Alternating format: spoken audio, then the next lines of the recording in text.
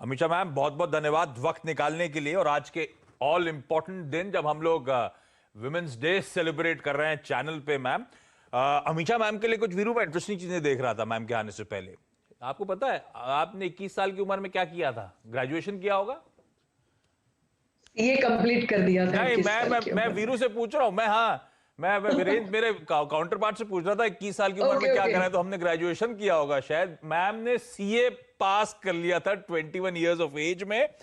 और मैम जानी जाती हैं प्रभुदास लीलाधर में जो इंस्टीट्यूशनल बिजनेस है उसको मल्टीफोल्ड बढ़ाने के लिए। जब से ज्वाइन किया था तब से अब तक जो तस्वीर बदली है। और एक अच्छा, प्रभुदास लीलाधर का एक इंटरेस्टिंग वो भी है महिलाओं के लिए वुमेन पोर्टफोलियो। मैं उस पर आऊंगा अमीषा मैम, लेकिन क्योंकि आप आए हो पहले तो जरा ब्रॉडर मार्केट्स पे आपसे चर्चा करना चाहता हूं। क्या लग रहा है मार्केट्स को देखकर? ये जो वॉलेटिलिटी धीरे धीरे अच्छी तेजी के बाद, बजट के बाद बहुत अच्छा मोमेंटम बना, रीरेट हुए लिटरली, और अब बड़ा वॉलेटाइल हो रहा है भारतीय बाजार। कैसे अप्रोच कर रहे हो आप लोग प्रभुदास लीलाधर में इस मार्केट्स को, और क्या ट्रिगर्स हैं जो अब मार्केट्स को यहां से ड्राइव करेंगे? मेरे हिसाब से जो लेवल पर हम हैं तो वहां पर थोड़ा कंसोलिडेशन या थोड़ा वॉलेटिलिटी डेफिनेटली देखने को मिलेगा। बट ये जो ब्रॉडर ट्रेंड है वो यहाँ से भी एकदम साबुत रहेगा। तो एवरी करेक्शन अगर आया तो इन्वेस्ट करने की अपॉर्चुनिटी समझ कर लेना चाहिए। बट विद इन दैट मेरे ख्याल से sectoral allocation in this journey of next 3 to 4 years, which is supposed to be the super cycle for India, while it is also going to be a super cycle for commodity, I think, which is counter productive for India. But still, we firmly believe it's going to be the super cycle for India economy in terms of growth. और उसको capture करने के लिए invested तो रहना ही है। Sector allocation में जो भी चेंज करे उसमें जैसे अभी भी कोई बता रहा था आईटी, तो not only for dollar rupee purpose but I think digitalisation has become the key theme even globally post Covid. And जब कोई एनालाइज करते हैं तो पता चलता है कि even US largest organisations, banks और रिटेल, उनका डिजिटलाइजेशन लेवल अभी भी 20-22% तक ही है। तो इंडिया में जो ग्रोथ प्रोस्पेक्ट्स है आईटी कंपनीज के वो बढ़िया रहेंगे। About that, over and about that, मुझे लगता है कि जो भी डिजिटल बिजनेसेस इंडिया में लिस्ट हो रहे हैं उस पर फुल फोकस रहना चाहिए। बी इट इंडिया मार्ट या एफएल या जैसे कि तानला प्लेटफॉर्म्स, वो सब में भी फुल इन्वेस्टमेंट पोर्टफोलियो में फोकस रहना चाहिए। अपार्ट फ्रॉम दैट मुझे लगता है कि मेटल्स की या कमोडिटी की जो सुपर साइकिल की बात चल रही है, सभी फैक्टर्स ऐसे सेट है, extreme liquidity, lower production and growth bouncing back, तो मुझे लगता है वो भी पोर्टफोलियो में अच्छे रहेंगे। Better whether it is metal और सीमेंट, उनकी अच्छी जगह रहेगी। एंड आगे बढ़े तो मुझे लगता है कि फार्मा भी रहेगा। खाली कंजम्पशन जहां पर पर्टिकुलरली ड्यूरेबल्स की बात आती है उनको इन्फ्लेशन प्रेशर ज्यादा आएगा, तो I would remain underweight on that. But overall एक थीम है कि मार्केट में एलोकेशन टू मिड कैप ज्यादा करके एंड ये सब सेक्टर्स का थोड़ा रीबैलेंस करके कंटिन्यूस इन्वेस्ट करना चाहिए और डर के हट नहीं जाना चाहिए। आपने थोड़ा सा आखिरी में जो शब्द का इस्तेमाल किया मैम, डर के हट नहीं जाना चाहिए।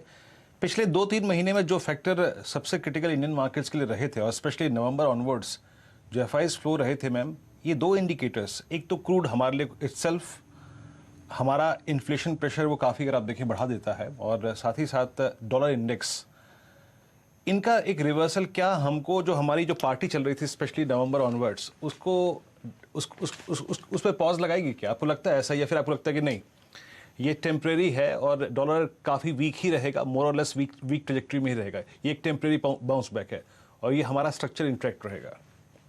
हिसाब से ये टेम्परेरी बाउंस बैक रहेगा, क्योंकि अल्टीमेटली तो उन्होंने नेक्स्ट 1.9 ट्रिलियन का पैकेज भी पास किया है। तो both liquidity and pressure on dollar will continue to remain according to me. Yes, metal and commodity cycle will keep hurting inflation, more to India, less globally, and that is a cause of worry. It may give bouts of corrections, and that's why I said that these bouts of correction should not be considered as end of the trend, और हमें investments पे बने रहना चाहिए। अच्छा, आपने कहा metals, cement, IT, वो डिजिटलाइजेशन की थीम आपको पसंद आती है, सब ठीक। आपने जो स्टॉक्स के नाम लिए, इंडिया मार्ट, ये स्टॉक 1600 से 8000 9000 के लेवल्स पे पहुंचा। एफएल इंडिया 900 से आज वो 5000 6000 के लेवल्स पे आके खड़ा हो गया। तानला प्लेटफॉर्म्स, मैम, मेरे ख्याल से डबल डिजिट का काउंटर था, आज 1000 रुपए पे आ गया। तो हम लोग रिटेल थोड़ा घबराते हैं, इतनी तेजी के बाद अभी भी दमखम है क्या? ये अभी भी पोर्टफोलियो में रखने लायक स्टॉक्स है क्या? जैसे एक ही स्टॉक अगर मैं थोड़ा इलेबरेट करूं, तानला प्लेटफॉर्म्स, अगर आप उसको देखोगे तो उसका 2-2.5 साल में प्रॉफिट भी 100 करोड़ से 400 करोड़ हो गया है। आगे भी हम देखने जाए, उन्होंने जो थोड़े एक्विजिशन किए हैं जिससे उन्होंने एक ऐसा बिजनेस लिया है जहां से एफएल जैसा बिजनेस बन सकता है। उन्होंने ऐसा एक प्लेटफॉर्म लॉन्च किया है जो ग्लोबली उनको, ये जो सेगमेंट में वो इंडिया में 70% मार्केट शेयर है, उसमें ग्लोबली उनको जगह मिल जाएगी। तो मुझे लगता है उनका ग्रोथ भी बना रहेगा। एंड वैल्यूएशन वाइज अगर मैं देखूं तो it is a 22 times FY22। सो ये 40-50 के पीई में नहीं गया है, एंड ये जीरो डेट कंपनी है। सो इसीलिए कोई सिलेक्ट ऐसी कंपनी जहां पर ग्रोथ की हमें विजिबिलिटी है, वो कंटिन्यू रहेगी।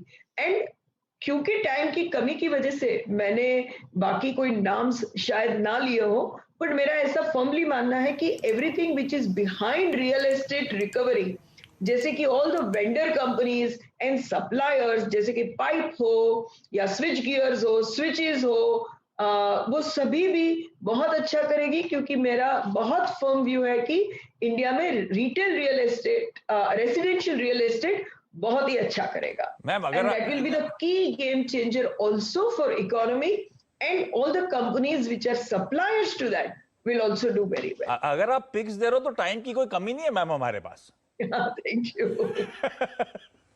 अच्छा, वो क्वांटिफाई एएमसी, ये आज विमेंस डे सेलिब्रेट कर रहे हैं हम लोग, और प्रभुदास लीलाधर की एक बड़ी इंटरेस्टिंग ऑफरिंग है वुमेन पोर्टफोलियो बनाने के आप लोगों को, जो क्वांटिफाई एएमसी के नाम से है।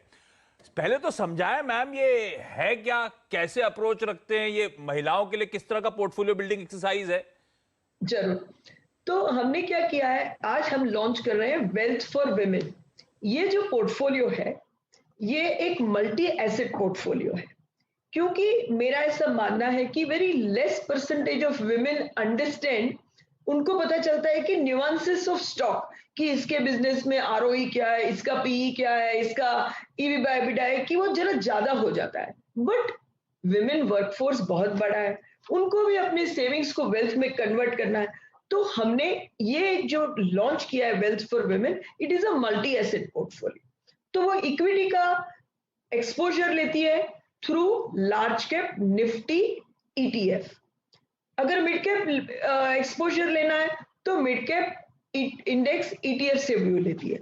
और अपार्ट फ्रॉम ओनली इक्विटी, वो gold, Nasdaq and fixed income में भी एक्सपोजर लेती है। और ये जो पूरा रिटर्न्स निकलता है, वो टेक्टिकल रीबैलेंसिंग, कि इक्विटी में कितना परसेंटेज डालें, डेट में कितना डालें, कब गोल्ड में डालें, कब गोल्ड में ना डालें, ये रीबैलेंसिंग से रिटर्न निकलता है।